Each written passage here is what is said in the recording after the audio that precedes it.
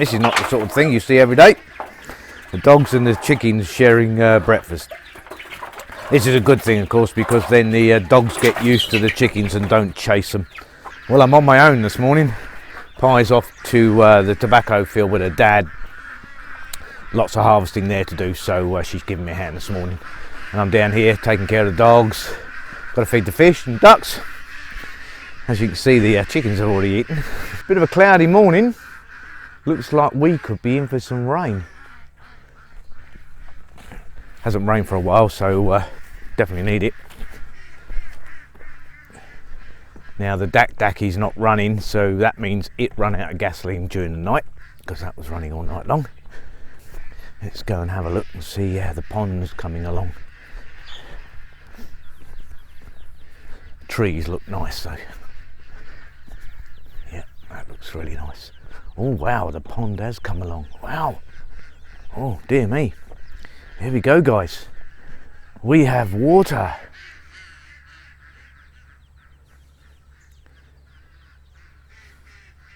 Yeah, that has come along. Massively impressed. And it's getting there. Still a couple of more days though. But that's to be expected. I mean, it's a vast area. I don't actually know how big it is. But now it looks, yes, we've got water all the way at the top now. So that's good. Excellent stuff.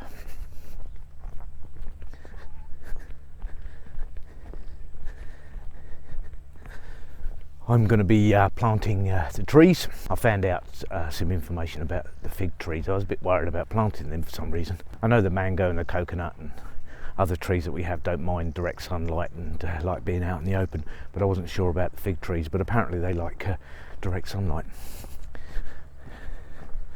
So here we go, water all the way along here now. Yeah, it's looking a little bit nasty at the top there, but again it's going to take a long time to settle. So and here we have Noodle again. And Noodle keeps following me, but Snow has stopped following me around. I've got a funny feeling I might be training this one instead. Such a nice natured little dog. Happy little bunny, ain't you? Hey, happy little bunny. Right, so here we go. I better get on and plant those trees. Now here's the thing.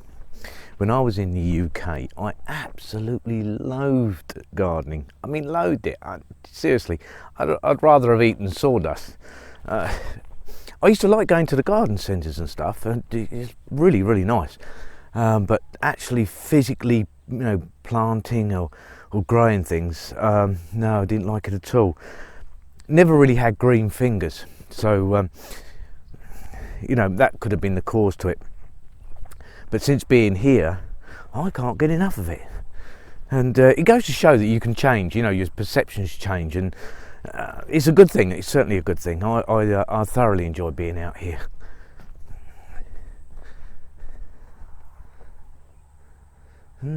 Clear skies over there though, but over there it's looking a wee bit angry. Wouldn't mind some rain though. Ground's really hard and it'd help these trees as well, so yeah, it's all looking good. Right, let's get some planting done. Well guys, the trees are planted. It's a bit windy out here, so if I get a lot of wind noise I'm really sorry, but that's my little fig tree. I've got one at either end, and then we planted some more here.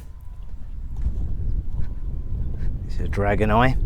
Lovely fruit that is.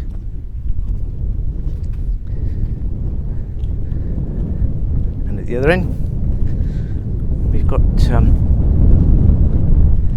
another little fig tree. Very happy. Very, very happy indeed.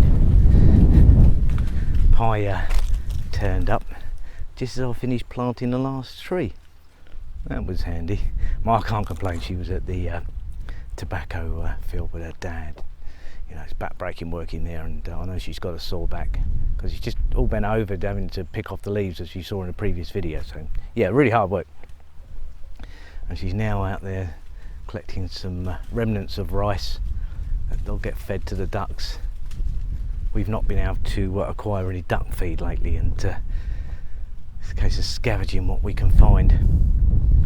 We did talk to the supplier, and they said, you know, it's on its way. So hopefully we'll get that soon. I thought whilst I was sort of milling around on the farm today, I'd do a little bit more advice for would-be expats and tourists to Thailand. In the remit of healthcare. I'm not talking about, you know, insurance, although, you know, but let's be honest, if you're going to live here, then really you ought to have some type of medical insurance, so you're covered for any hospital bills you might incur. And it is really, really expensive, so, you know, it is a must. Travel insurance, of course, I mean, and it's really important that you read your travel insurance. That small print, that's where all the exclusion clauses are. So, you know, make sure that if you're going to be engaging in any dangerous sports, that you're covered. Make sure also that if you intend to hire a scooter or a motorbike, that you're covered. Some policies will not cover you if you don't have a license, so you know, check. But what I want to talk about is two elements of healthcare here, and the first is mosquitoes, and the second is the sun. Now, mosquitoes, it doesn't matter whether you go in the south of Thailand or you go up north here, it makes no difference, you're going to get mosquitoes, and they are just nasty. I mean, there's nothing worse than being bit by a mosquito for the fact that it itches, and it's an incessant itch as well. You know, it's an itch you can't scratch it, and the more you scratch it, the worse it itches, and in the end you can just literally scratch it until it bleeds, and then you'll end up with lots of scars all over your legs and arms and everywhere else they've bit you.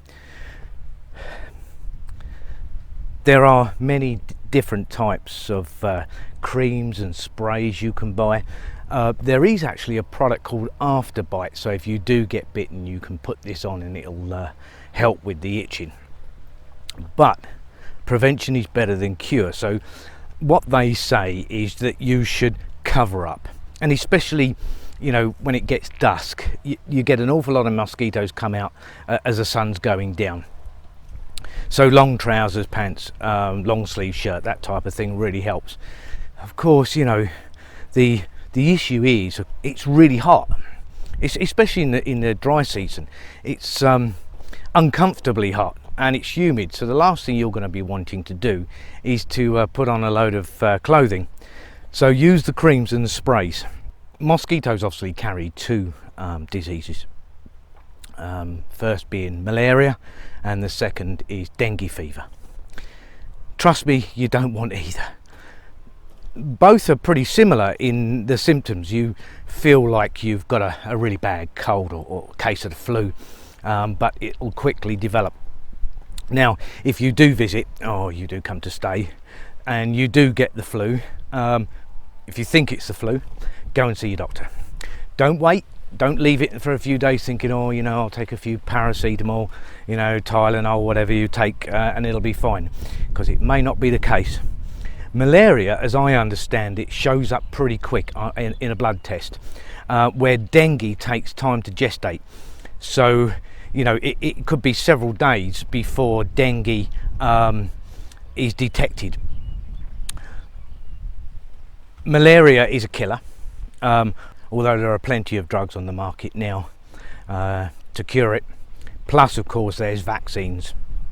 As I understand it, there are no vaccines for dengue fever, so and there's no cure. It's just a case of pumping you full of antibiotics in the hope that your body survives it.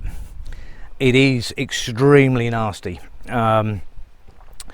You feel like your bones are being crushed. It's your organs hurt. You can feel your kidneys hurt and things like that. It's really very painful, and I think the term is called hemorrhagic fever, where literally you can end up bleeding internally to death.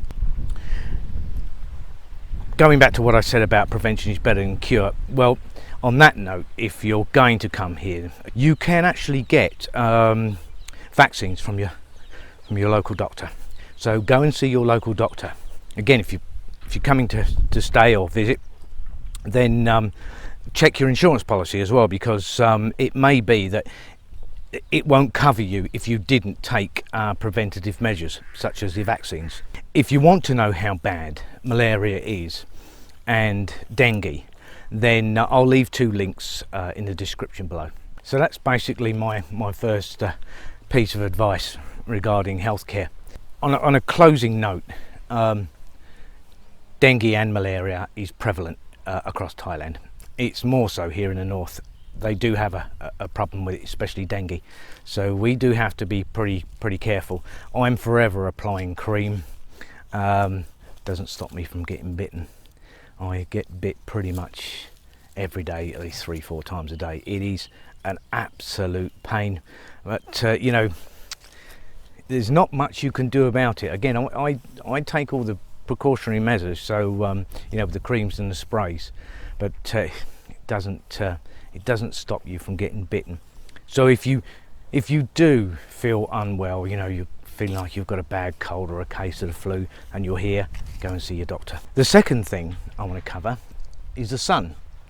And we all love a nice drop of sunshine, there's no 2 ways about that. I mean, it's why most of us go on holiday, or even move like I did, you know, to a different country. I hated the weather in the UK. You know, maybe 1 or 2 weeks of really nice weather and the rest of it's pretty dreary, no thanks. I like hot weather. It just suits me. And I think it suits a lot of people. But of course, that has its problems. The most prevalent problem, of course, to the sun is skin cancer. I don't know whether you can see this, but I'll just show you my arm. Now, if you can see that, I'm sure you can, it's a rather nasty scar. Now, I'd had this lump on my arm for probably 3 years, maybe 4, and I always thought it's just a cyst. So anyway, I was at the hospital and I thought, well, while I'm there, I might as well ask the doctor about having this cyst removed. And the doctor looked at it and said, that's not a cyst. He said, let me refer you to the surgeon. So I met with the surgeon, he had a look at it and said, that's definitely not a cyst. Let's take it out. So they gave me a local in the arm and they took it out. Of course, my immediate question was, you know, what is it? And they said, well, we actually don't know until it goes through the pathology department. Could be anything. It's no good, you know, trying to tell you what it may or may not be. Well, I went back to the hospital a week later and I was delighted to find out that it was a benign tumour, melanoma, so skin cancer. Basically, the surgeon said to me, you know, it was a result of me spending so much time in the sun. I've never been one for lying on a beach. It bores me silly. I'm into doing things, so my activity outdoors was predominantly diving. So anyway, I was told that you know, I was pretty lucky, and you know, if I go out in the sun now, I've got to cover up or put on a fair amount of sunscreen, which I do. Now, I've seen it all the time, you know, especially when I was living in Phuket. You know, the beaches are everywhere. You get all these people lying on these little lounges, basically cooking themselves, and you know, people like it because an awful lot of people do it, but it is not a good idea, not without appropriate protection. You know, it depends on how fair your skin is. I was using a factor 50 because I had very, very fair skin. It's darkened up quite a bit since I've been living out here, but I was extremely fair. So my advice to you would be, you know, cover up where you can and use sun cream, and don't just use, you know, a factor that you think might be okay. Go for a really high one. The sun is really, really strong. It's strong in the north, but in the In the south, of course, it's even hotter. So, you know, it's a sensible move. Well, that's the 2 tips I'd like to part with today. So you've got nasty little mosquitoes and the sun. You know, take it from an old hand. You know, I've been living out here for over 13 years. So I'll leave you with those little pearls of wisdom. So there you go. That's my 2 little tips. Anything to help you stay healthy and safe. My little boy's still running around. Look, the third one, I don't know where he is. I should have called him Larry, Curly and Moe for the 3 Stooges. Trees are in. Happy, happy, happy. Right, I've got loads to do. I've got to go and help Pi and then get the see about getting the dak filled up with gasoline, and hopefully we'll get a bit more water in this pond.